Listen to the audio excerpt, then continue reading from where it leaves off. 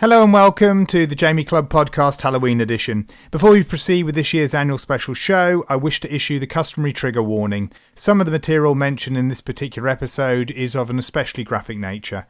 We will be referencing some horrendous crimes and punishments from history that might be unsuitable for some listeners. Discretion is strongly advised. The Ballad of Igor.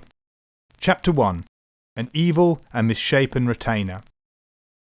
On the 7th of January 1611, János Urivery, known to all as Fixko, was beheaded in Bicta, then part of the Kingdom of Hungary and now modern Slovakia. This was in accordance with the sentence handed out that day. He lived in a very brutal time where justice was swift. Those tried were not defended in court. Fixko and his accused fellow accomplices had all only just been arrested on a frozen night on the 29th of December. He had been separated from the other three defendants, Ilona Jo, Dorica Sandash, known to all as Dorko, and Catalan Beniczki, and kept in a private cell at the castle Bicta. In accordance with the laws of the time, their confessions had been extracted through 2 sessions of torture that could have included anything from thumbscrews to having matches lit under their fingernails to having their legs crushed. They would have received little sympathy from the public or prosecution, who had no doubt that all had been actively involved in the sadistic torture and murder of between 30 and 650 young girls at Katice Castle. The court would agree on 80 counts, but most suspected more that stretched back over the decades. The 4 defendants were accused on the basis of some 300 testimonies accumulated over the past year and a complaint made directly to the court of Vienna by a Lutheran minister almost a decade ago. The lady of the castle was really the main defendant, and her name would become the stuff of Gothic nightmares for centuries to come. She was Glofnia Eshniad Báthory Erzsébet, also known as Countess Elizabeth Bathory, and later given such monikers as La Comtesse Sanguinaire, the Blood Countess, and Countess Dracula. If the Guinness Book of Records ain't to go by, she is history's most prolific serial killer. And these were her most trusted servants, who procured these maidens first from the peasantry, an idea apparently first suggested by one Anna Davolia, conveniently both the cruelest instigator of the tortures and dead since 1609, and then later from the lesser nobles, with promises of training in courtly etiquette by the exceptionally educated countess. Once they fell under Erzsébet's care, so the testimonies state, the girls are subjected to a range of tortures, including being pricked regularly by needles, cut with scissors, starved, burned and pierced by red-hot iron tongs, subjected to cannibalistic attacks and forced to bite chunks out of each other, and beaten or frozen to death.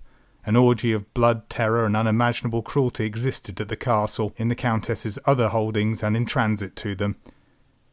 So terrible were the screams, according to Fixko's testimony, that neighbouring monks in one of these other off-site locations beat their walls with cups in protest to the noise. So voluminous was the bloodletting that cinders were added to the straw of the girls' sleeping places to soak up the gore. It was only when large numbers of these lesser noble girls did not return from the castle did the complaints reach critical mass, and the Palatine, Dorf or Count Jurja Terzo, was tasked by the King of Hungary and future Holy Roman Emperor Matthias II to lead an investigation. Terzo, both the lady's cousin and the man charged with caring for Erzsébet by her now deceased husband, the Black Knight, Count Ferenc Nadezhdy, somehow brokered a deal that would allow her to live under house arrest until her death of natural causes in 1614. Erzsébet's story has all the markings of, and many have argued is the direct inspiration for our ideas about Gothic horror. She was Hungarian, the same nationality as Bela Lugosi, who immortalised the accent we most closely associate with the fictional vampire Count Dracula, thanks to his portrayal in the 1931 Todd Browning movie for Universal Pictures. Her uncle, Istefan Báthory, was Prince of Transylvania, the homeland of the Count and now appropriated by the rest of the world as a land of monsters. This same uncle fought alongside Vlad Tepes, the man who Bram Stoker took his moniker of Dracula, son of the dragon, for his titular villain. If all this wasn't enough, she has her own legend that grew up around her crimes, stating that the motivation for them was to bathe in the blood of virgins to reclaim her waning beauty. In 1729, the Jesuit scholar Laszlo Toruski published his Tragica Historia. It is from this work that we first see claims of her bathing in the blood of maidens. There is no contemporary evidence supporting this claim. In 1817, the official records were first made public, but not before the legends, many of which were already being cultivated in an era steeped in superstition and fears of witches and vampires, had taken a firm grip on the imagination. Nevertheless, the tortures she and her conspirators were accused of were terrible enough, and seemed far more motivated by sadistic pleasure than a need to restore youthful appearance. Sorcery was in there too, and on the 24th of January, a final living accomplice, Urzi Machineri, was burned alive without ceremony or the pretence of a trial. She'd been accused in the testimonies of helping to bake a magic cake to work against the Countess's enemies. Meanwhile, back on the 7th of January, it is ruled that Fitzco's relatively merciful death at the hands of the axeman was determined by his young age. One might read into that he was therefore naive and impressionable, and the Palatine had decided he was the least culpable of all those who had actually tortured and murdered the girls. Given that his testimony is the most readily quoted, despite being written down in the third person, it's also likely that Terzo wished to reward the youth's eagerness to please, even after 2 sessions of torture, with a swifter death. He probably would have preferred the fate of Katalin Benetsky, who he claimed never participated in the torture and killing, but only in the burying of the bodies. Katalin further added that she was beaten so severely by the others for feeding the starving victims that she would not leave her bed for a month. For her part, she was not sentenced to death but imprisoned for an indefinite length of time. There is also some implication by her name that she was of a lesser noble birth. There was no actual prison system, so whether she was freed or left to rot is uncertain. The quote-unquote old crones, Ilona and Dorko, suffered the worst. For steeping their fingers in the blood of Christians, it was ordered they would have the same fingers wrenched from their hands with tongs. Then, while still living, they would join Fitzco's decapitated corpse on the fire to be consumed by the flames. Although various other servants and members of the village were also implicated by the defendants, including parents who apparently knowingly gave up their daughters to these terrible fates, no further arrests were made.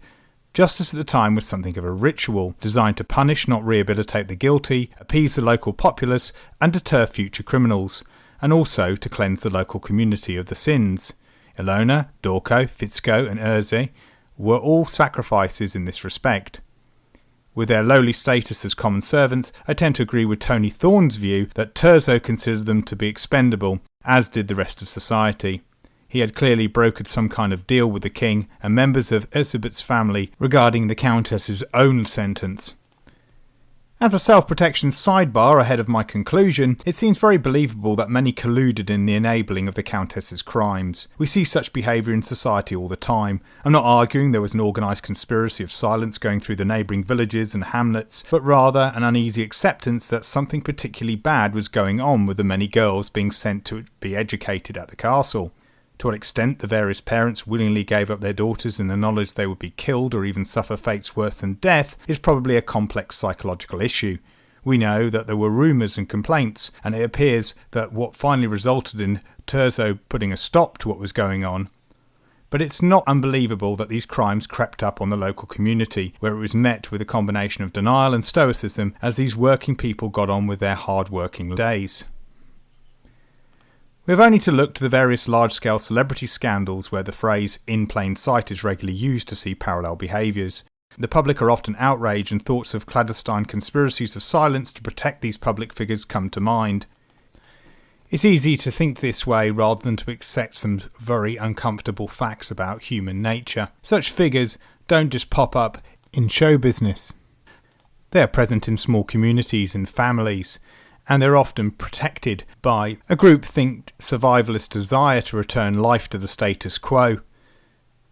Charismatic and influential predators effectively groom entire families, institutions, communities, and societies by manipulating this survivalist group instinct. In short, it's a lot easier for family gatherings to just tell the youngsters to watch out for Uncle Bill when he's had a few drinks than to report him to the police for being a sex offender. Who wants to bring the pressure and stress of creating schisms in the family, the disruption of police investigations, and the judgment of the neighbours? Even today, when we're seeing an endless stream of well-loved television personalities being called to account for serial sexual offences, there is a type of cognitive dissonance that stops us from considering the bad boy relationship between many pop icons and their teenage groupies. Erzsébet Báthory might have been a harsh mistress and a sadist predator, but she represented some 17 villages at one time. She came from an extremely illustrious aristocratic family. There was much pride in both her aesthetic appearance — she was considered quite beautiful by contemporary accounts during her youth — and her exceptional intelligence and learning. She not only spoke 4 languages fluently, but read broadly, wrote very well, and was even actively involved in the medical care of her subjects. With the tortures and murders going on out of sight, and often within the confines of the castle, it's not difficult to see a society that mainly accepted that indulged hedonistic aristocrats are gonna, well, hedonist.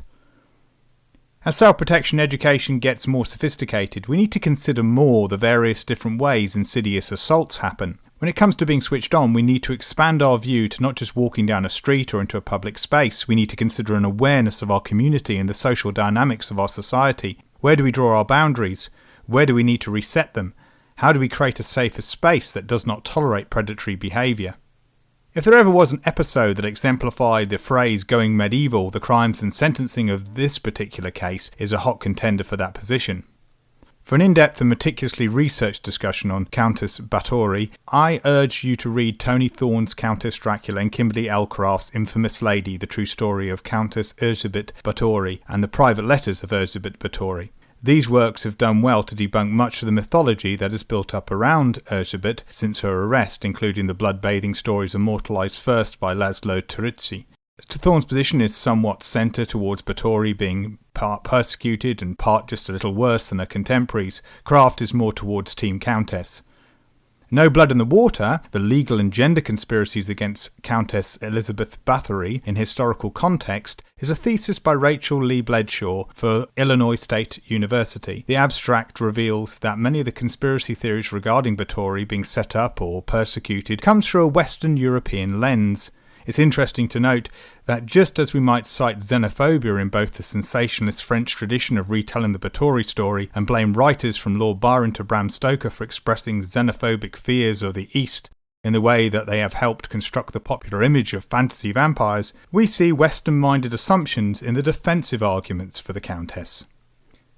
Bledshaw's thesis sets out to debunk the theory that Erzsébet's prosecution was an attack by the patriarchy, was for a land grab, or that the trial was unfair for the time. Primary source research shows that early modern Hungary did not view wealthy widows as a threat, that Báthory possessed little of her previous power when she was arrested, and as terrible and fallible as the idea of obtaining confessions under torture seems to us, the interrogations were conducted in a standard manner. We might add that what property Erzsébet did possess was successfully inherited by her descendants, primarily her son, and was still being sold off by him decades later. Debates over the Blood Countess continue as more research is made.